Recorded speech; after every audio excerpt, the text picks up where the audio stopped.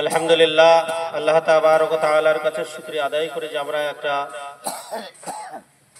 মহান উত্তম সভাতে উপস্থিত হতে পেরেছি, আমরা শরীক হতে পেরেছি। যে আল্লাহ পাক আমাদের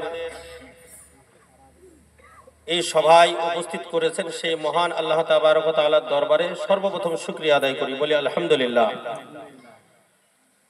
তারপরে পরেই হুজুর নূর সাল্লাল্লাহু তাআলা আলাইহি সাল্লামের প্রতি দরুদ শরীফ অবতীর্ণ হোক, সকলেই বলি আল্লাহুম্মা আমিন। আল্লাহুম্মা আমিন। আপনারা সকলেই জেনে গেছেন যে আজকে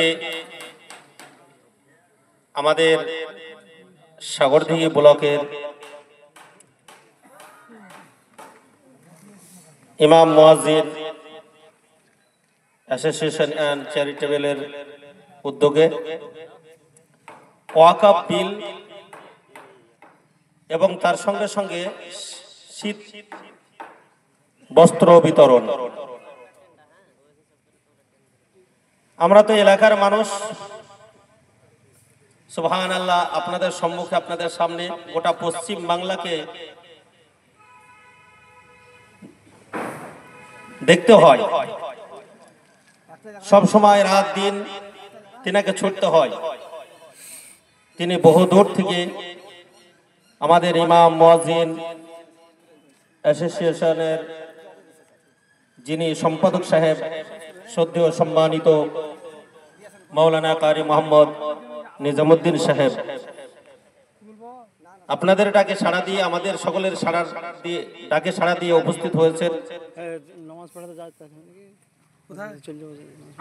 আপনাদের সম্মুখে দু একটি কথা ওনাকে সামনে রেখে বলতে চাই। নিশ্চয়ই বুঝতে পারছেন 11:25 বাজলো যে আমাদের এই সংগঠন আলহামদুলিল্লাহ দিনের পর দিন অগ্রগতির ভূমিকা পালন করছে, তাই কি না?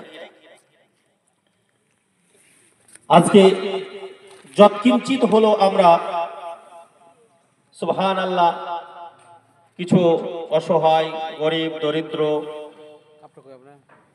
এই শীতের দিনে যিনারা কষ্ট পেয়ে থাকেন, যৎকিঞ্চিত হলো আমরা তেনাদের হাতে কিছু শীত বস্ত্র উপহার দিতে পারবো। এতে আমরা খুশি না বাজার? সকলে বলেন খুশি না বাজার? আলহামদুলিল্লাহ, এতে আমরা নিশ্চিতভাবে খুশি। ওয়াকফ বিল সম্বন্ধে আমি দুই একটি কথা আপনাদের সম্মুখে বলবো। আপনারা সকলেরই জানা দরকার বা উচিত, বা জেনেও গেছি হয়তো। ওয়াকফ সম্পত্তি, এই সম্পত্তি মুসলমানদের সম্পত্তি।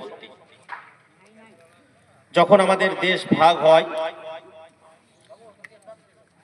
সেই সময়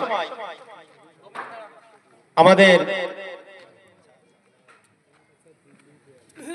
আব্বাজানেরা, মায়েরা, যিনারা আমাদের এই দেশ ত্যাগ করে যখন পাকিস্তানের দিকে চলে গেলেন, সেই সব সম্পত্তি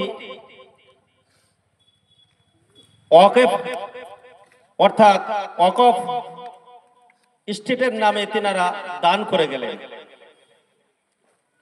এখানে যিনারা উপস্থিত হয়েছেন, আজকে আমরা এই বিল নিয়ে বাড়িতে চুপচাপ ঘুমিয়ে রয়েছি। এখানে যিনারা উপস্থিত হয়েছেন, আমি তেনাদেরকে বলবো, আমার বাবার একটা 1 বিঘা সম্পত্তি আছে।